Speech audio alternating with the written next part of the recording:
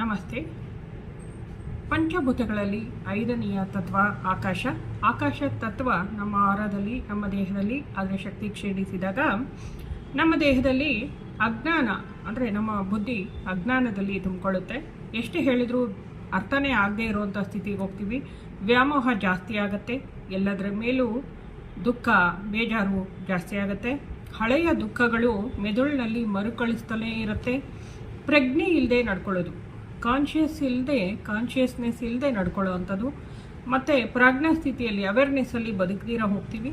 ಮತ್ತು ನಿಮ್ಮ ಮಾತನ್ನು ಬೇರೆಯವರು ಕೇಳೋದಿಲ್ಲ, ಹಾಗಾಗತ್ತೆ. ಸತ್ಯವಂತಿಕೆ ನಿಮ್ಮಲ್ಲಿ ಕಡಿಮೆ ಆಗತ್ತೆ. ನಾಟಕೀಯ ಜೀವನನ ಶುರು ಮಾಡ್ತೀರಾ.